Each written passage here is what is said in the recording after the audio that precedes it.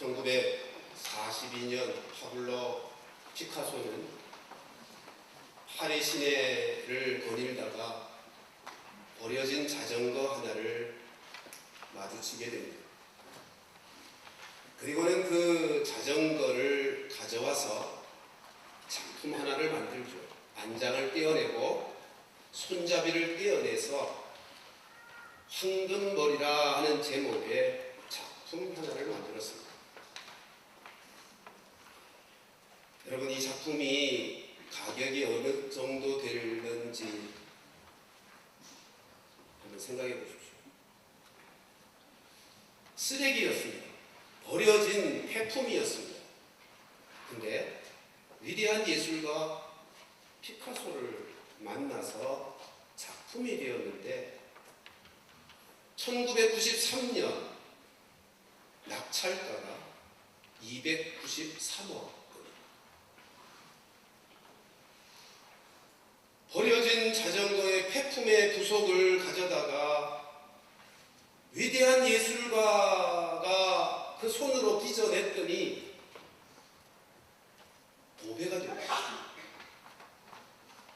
사랑하는 성도들이요, 우리가 사랑하시는 하나님, 우리가 사랑하고 또 이 온 우주를 창조하신 전능하신 하나님, 우리를 사랑하시고 우리에게 은혜 베푸시기를 좋아하시는 그분께서 우리를 만나주시고 그분의 손으로 우리를 빚어주시면 쓰레기 같은 인생이라 할지라도 위대하고 영광스러운 존재로 변화되게 될 줄로 믿습니다. 오늘 그런 인생 한 사람을 소개하려고 하는 것입니다. 그 인생의 이름은 사케오입니다.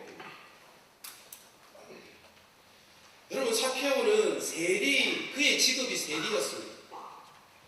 세리라 하면 그 당대에 죄인을 대표하는 이름이었습니다. 그 시대 모든 사람들이 죄인이라고 세리를 칭하였습니다. 아니, 예수님조차도 죄인을 대신하여 세리와 창녀라는 표현을 즐겨 사용하셨습니다. 근데 가만히 생각해 보십시오. 세리가 왜 죄인입니까? 창녀는 이해가 되죠. 창녀란 모든 시대에 다 있었고 모든 나라에 다 있었으되 모든 사람들이 다 죄인이라고 합니다. 그러나 세리가 누구입니까? 세리는 오늘날로 말하면 세무공무원 아닙니까? 모든 시대에 역시 다 있었습니다. 그러나 모든 나라에 꼭 필요한 사람들입니다.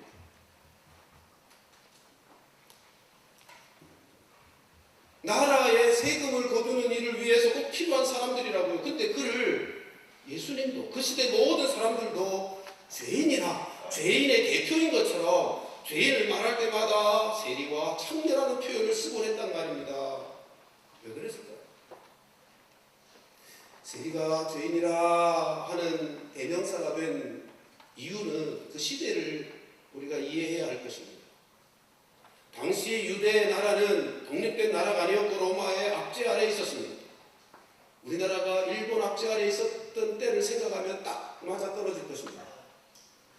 여러분, 세금을 거두어서 뭐 했겠습니까? 로마 정권에게 정해진 세를 바쳐야만 했던 그 일을 위해 세워진 자들이 세리였습니다. 생각해 보십시오. 다른 사람들은 나라의 독립을 위해서 생명을 내어놓고 재산을 내어놓고 싸우고 있는데 세리라고 하는 사람들은 로마라고 하는 압제하는 그 나라를 위해서 동족의 피를 빨아먹는 세를 거두고 있는 사람이었다는 것입니다. 그러니 죄인이지. 오늘 우리 시대, 우리나라로 말하면 일본 앞잡이란 말이에요. 그 누가 좋아하겠습니까? 더더군다나 정해진 세만 거두어 가면 좋겠는데 당시 세리들은 정해진 세 플러스 알파를 했단 말이에요. 그게 어떤 때는 50%, 어떤 때 2배.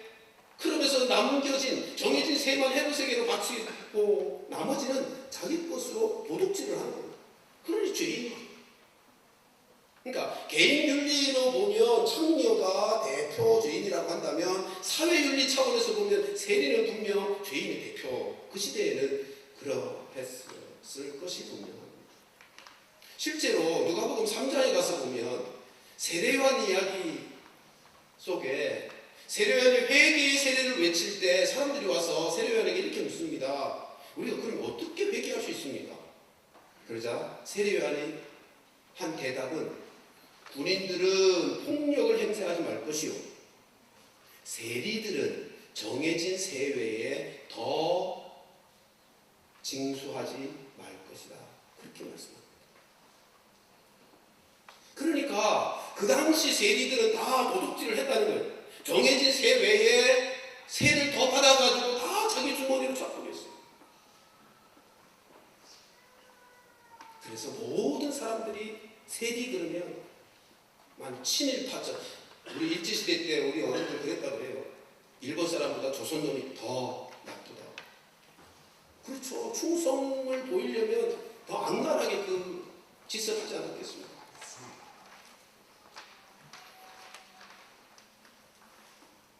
마태복음 18장 17절을 가보면 이런 표현이 있습니다. 죄를 지은 사람, 그 사람에게 가서 그러면 안 돼라고 권하겠죠. 17절 이렇게 말씀합니다. 만일 그들의 말도 듣지 않거든, 교회의 말하고 교회의 말도 듣지 않거든 어떻게 여기라고요? 이방인같이 여기고 세리와 같이 여기라고. 자, 범죄한 사람에게 가서 당신 범죄했으니 돌아서야 됩니다 라고 하는데 못 알아들어요. 자기 잘못한 게 없대요. 그러면 교회 지도자를 데리고 가서 교회 지도자의 지도를 받게 하래요. 그래도 못 알아들으면 교회 앞에 교회로 그 일을 권하게 가르치게 하고, 그래도 못 알아들으면 이방인처럼 여기래요.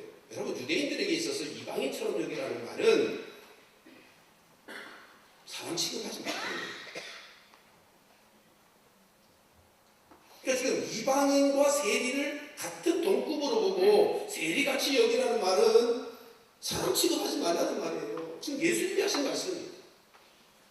그러니까 예수님의 입술을 통해서도 그 당시 모든 사람이 그러했지만 예수님조차도 세리를 죄인의 대명사처럼 사용하셨답니다. 근데 재밌는 건 예수님의 12 제자 중에 세리가 있더라는 거예요. 세리. 누가 있죠? 마태. 레위라 하는 마태. 그 마태복음 9장 12절 13절 가서 보면 그 상황이 재밌습니다. 세리 마태가 예수님의 제자가 되어 너무 기뻐서 자기 집에서 잔치를 해요. 잔치를 벌이고는 자기의 동료들이 세리들을 초청해서 잔치를 벌입니다. 그러니까 오늘 본문에서 똑같은 반응이 나타났던 것처럼 바리새인들이 수군거립니다. 어떻게 율법의 선생이라 하는 사람이 죄인들과 함께 음식을 먹는가? 그리고 비난하고 수군거려요.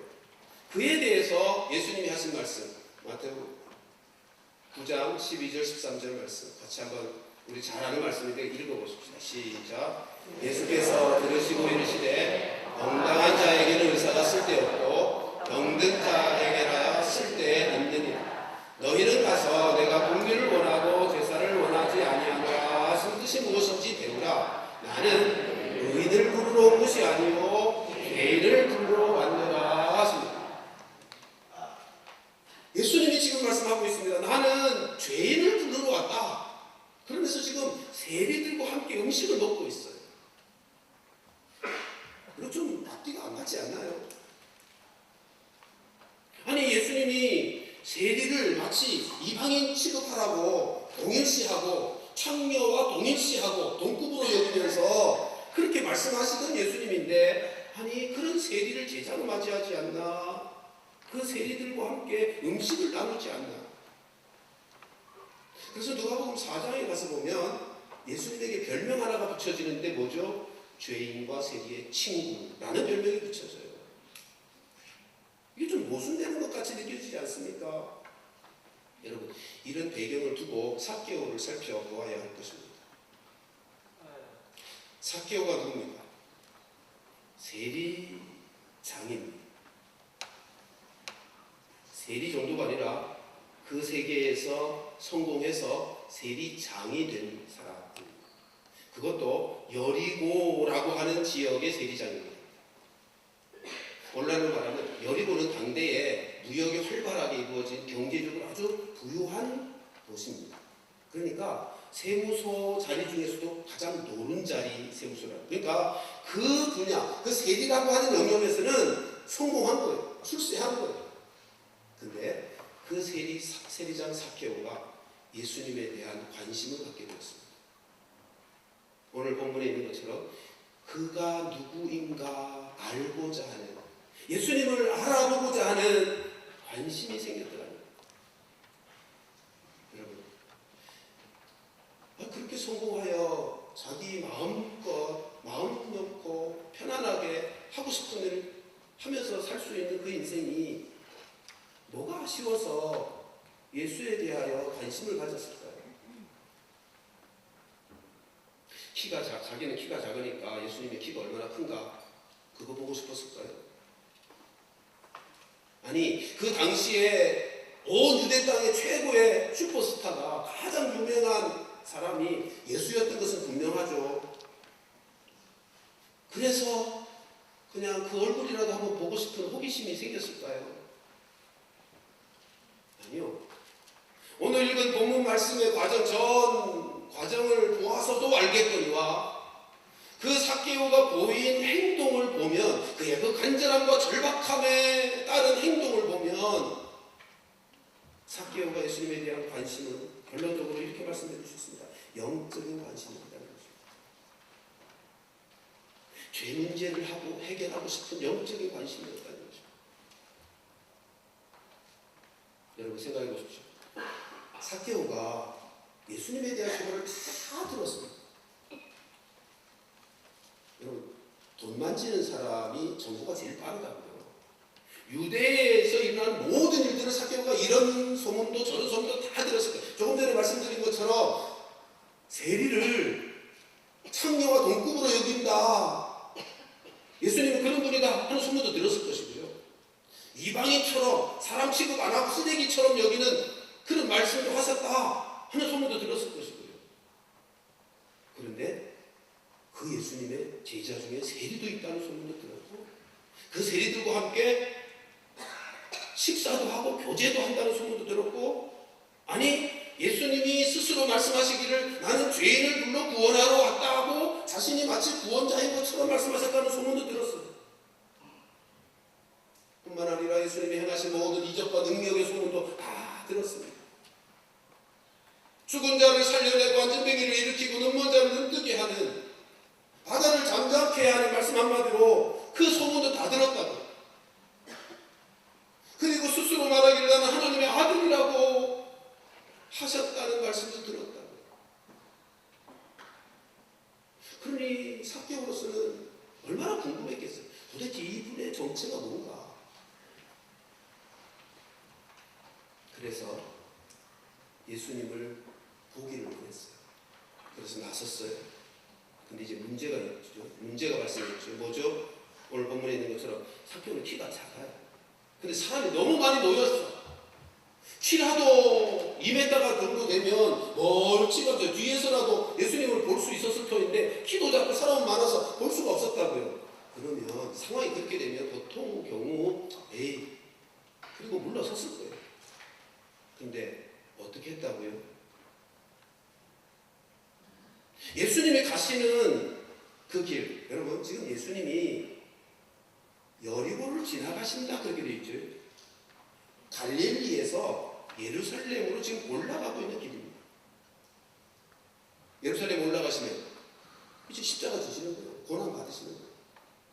그러니까 사실은 이 행로는 예수님 오늘 본문의 이 행로, 갈릴리에서 예루살렘으로 올라가시는 그 길목에 여리고를 통과하고 있는 이 행로는 예수님이 왜 고난 받으셔야 했는지의 의미를 밝히는 행로입니다.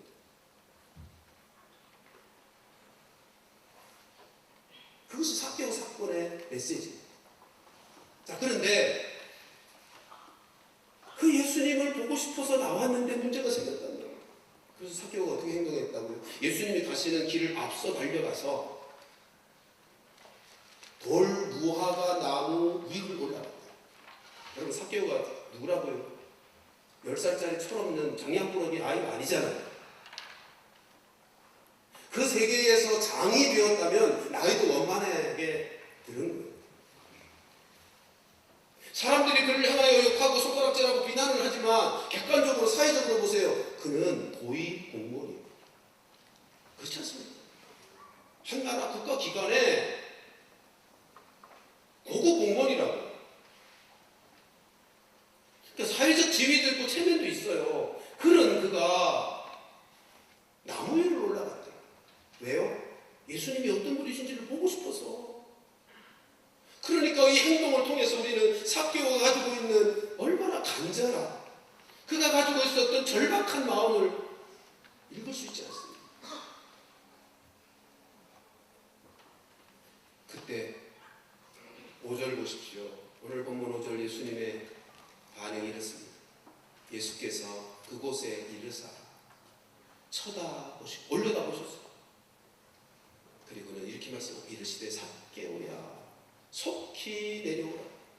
내가 오늘 네 집에 유하여야 돼. 여러분, 지금 예수님은 거기 삭개오가 있다는 사실을 알고 계신 거예요. 뿐만 아니라 그가 삭개오라는 이름을 가진 자인 것도 알고 계신 거예요. 누가 알려주지도 않았어요.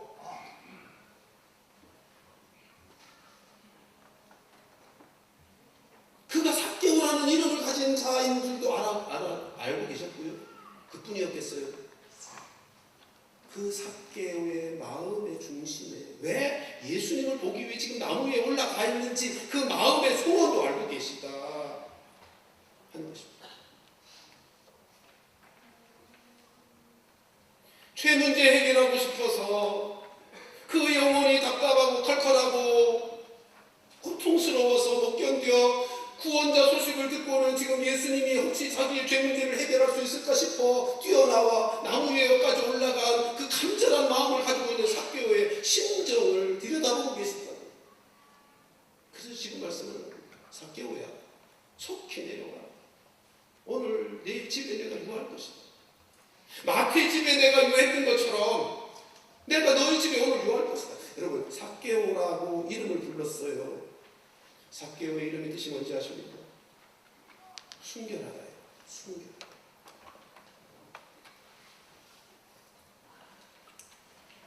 부모님이 지어줬겠죠. 삭개오야 이름을 부르는 순간 삭개오가 정신이 없었거든요. 여러분, 예수님이 이렇게 말씀하시자 삭개오가 보인 반응 보십시오. 6절 말씀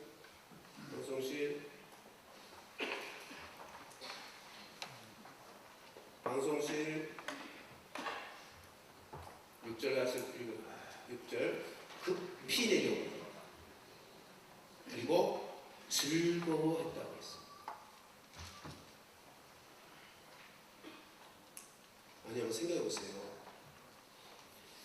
만일 삭개오가 예수님에 대하여 가졌던 관심이 그냥 단순한 호기심이었다면 이미 키가 작고 사람이 많이 모여서 볼 수 없을 때 에이 관두자 그리고 갔을 거예요. 만일 그가 가진 관심이 단순한 호기심이었다면 예수님이 야, 네 집에 유할 거야 라고 할 때 부담스러웠을 거예요. 근데 뭐 했다고요? 즐거워. 너무너무 기쁜 거예요. 왜냐하면 이제까지 자기가 들어서 보고 싶어하는 그 예수님이 죄 문제 해결하는 구원자라는 소문을 다 들었거든요.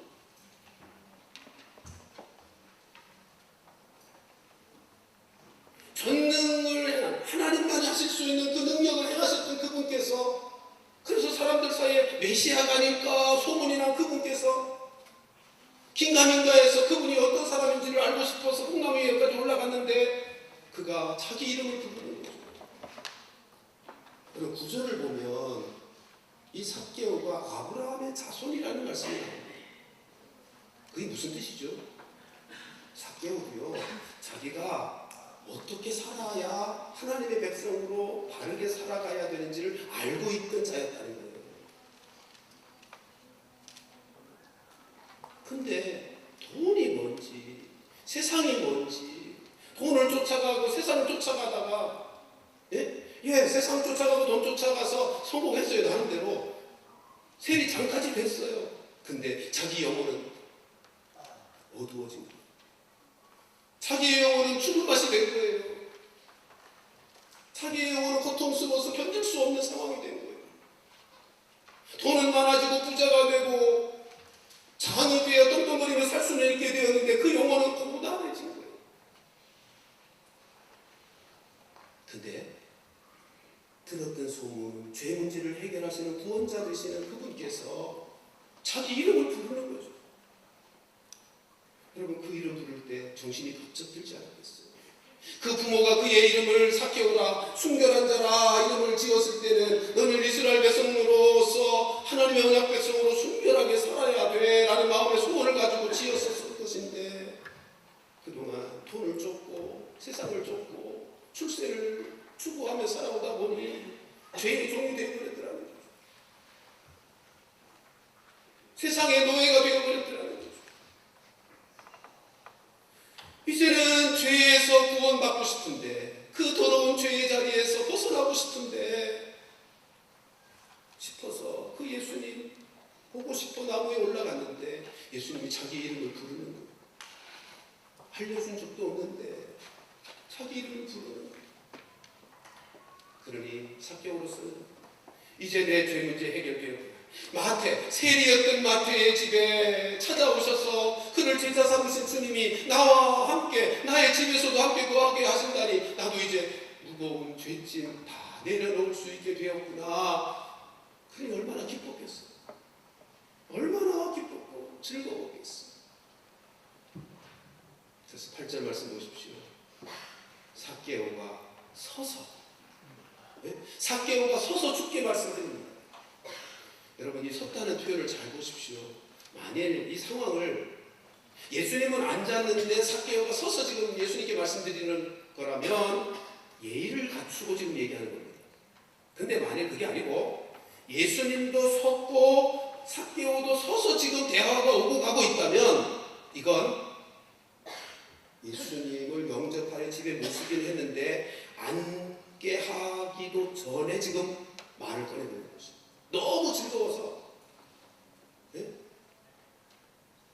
예수님이 자기의 이름을 부르는 순간 자기를 짓눌렀던 모든 죄의 무거운 짐들이 다 해결되는 은혜를, 그 기쁨을 맛보면서 예수님이 자기 집에 들어오자마자 앉히게 할 예를 갖출 시간조차 없이 서서 지금 삭개오는 고백을 하고 있습니다.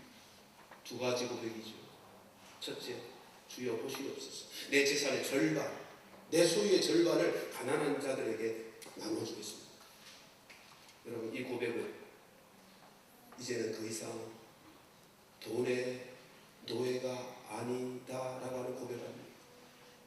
이제는 나는 돈의 문제, 지난날은 돈을 추구하고 부자가 되기를 위해 달려온 인생이라면 이제는 나는 거기에서 자유케 되었습니다. 내가 예수님 만나서 내 삶이 이렇게 변했습니다 라고 하는 고백이 아닌가 말입니다. 두 번째 고백은 만일 누구의 것을 속여 빼앗은 일이 있으면 네 갑절에 네 배나 갚겠다. 여기 누구의 것을 속여 빼앗은 것, 여러분 이 표현은요 우리가 잘 들으셔야 해요. 잘 읽어야 합니다. 그런 적이 있다면 그렇게 읽으시면 안 됩니다. 여러분, 세리는 아까도 살펴봤지만 수도 없이 모든 사람들에게 그렇게 해왔다고. 정해진 세수 플러스 알파를 해서 자기 주머니에 집어넣는 도둑질을 수도 없이 해왔다고. 그래서 세리장까지 낸 거예요 지금. 그러니까 이 말씀은 읽으면 지금 죄를 고백하는 거예요. 제가 사람들을 속여서 많은 것들을 빼앗아 왔습니다. 그 죄를 고백하고 있는 거예요. 그리고 덧붙여 하는 말이 뭐죠? 네 배를 갚겠다는 거예요. 여기 네 배라는 수치는 율법의 벌입니다. 남의 것 빼앗았을 때 율법에 기록된 벌이 뭐냐면 네 배로 갚아요. 그러니까 지금 무슨 말이죠? 이제는 말씀대로 살겠습니다. 자원해서 내가 벌을 네 배, 율법이 말씀하신 그 벌을 받겠다고 하는 말씀은 이제는 더 이상 그런 죄는 범치 않겠다는 약속의 고백 아닙니까?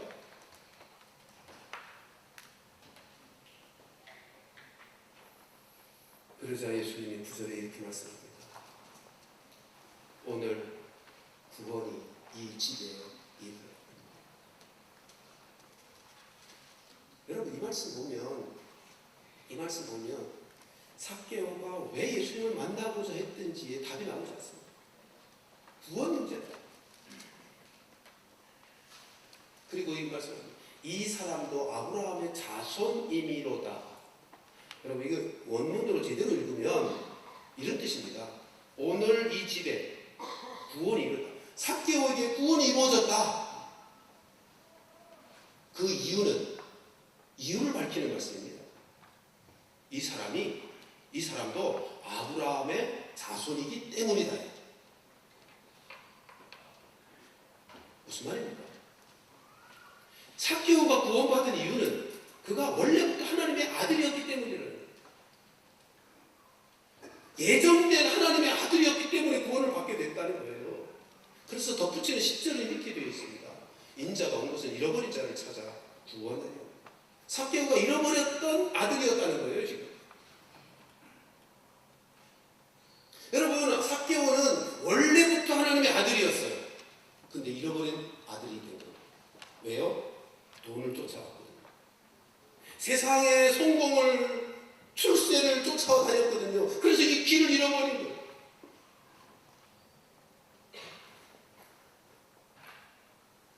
그 잃어버린 자를 주님이 찾으러 오신 분이기에 지금 가는 길에서 삭개오를, 원래부터 하나님의 아들이었던 그 삭개오를 알아보시고 삭개오의 이름을 부르시며 그 집에 유하면서 그를 지금 구원해내고 계시는 것입니다. 사랑하는 성도들이여, 저는 오늘 성찬식을 앞두고 이 말씀을 통해서 성찬에 참여한 우리 모두가 다 삭개오가 경험한 은혜를 함께 경험하기를 소원하는 것입니다. 삭개오는 예수님을 만나기를 소원했습니다. 간절하게, 절박하게. 근데 그 이유가 뭐라고요? 죄로부터 자유케 되기 위해서.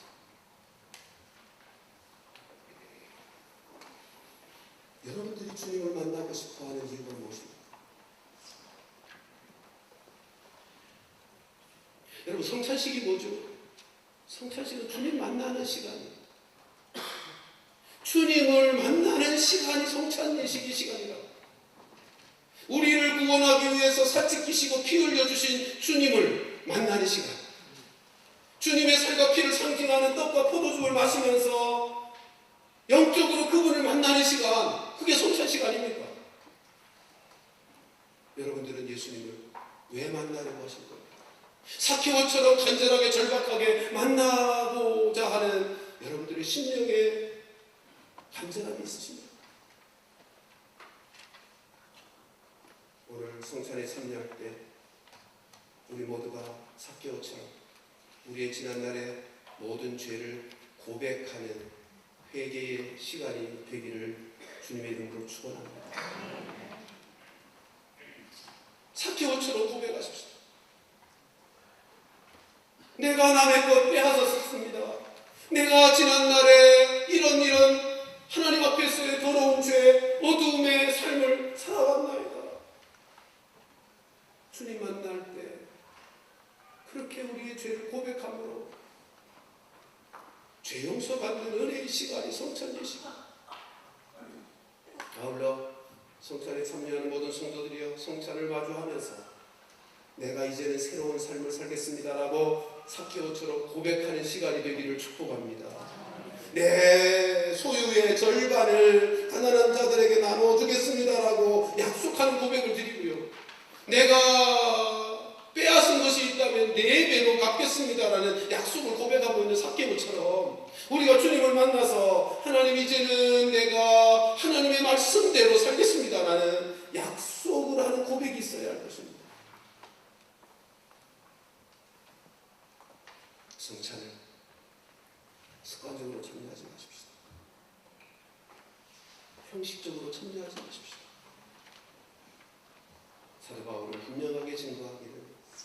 자기를 살피고 참여하지, 그렇게 하지 않으면 죄를 더하는 것이라고 했습니다. 우리 예수님은 우리를 죄에서 구원하기 위해 이 땅에 오셨습니다. 죄인을 불러 구원하시기 위해서 오신 분이십니다. 오늘 성찬에 참여하면서 우리 모두가 다 모든 죄를 고백함으로 죄 씻음 받는 은혜와 함께 우리가 하나님 앞에 앞으로 어떻게 살지에 대한 약속의 고백을 통해서 새롭게 되는 그런 은혜를 누리자는 것입니다. 쓰레기 같은 버려진 자전거, 안장과 손잡이가 위대한 예술가 피카소를 만나니 어떻게 되었다고요? 보배가 보물이 되었다. 오늘 성찬식을 통해서 예수님 만남으로 우리의 존재가 그렇게 영광스러운 보배가 되어지기를. 아니, 이미도 예수님의 생명값으로 사신 된 293억 정도가 아니라 세상에 그 무엇과도 바꿀 수 없는 엄청난 가치의 영광스러운 인생이 되었지 않습니까?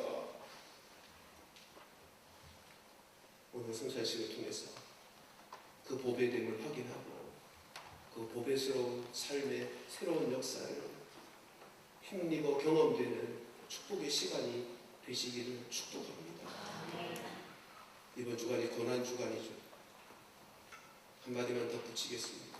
고난주간 잘 보내는 방법이 뭘까요?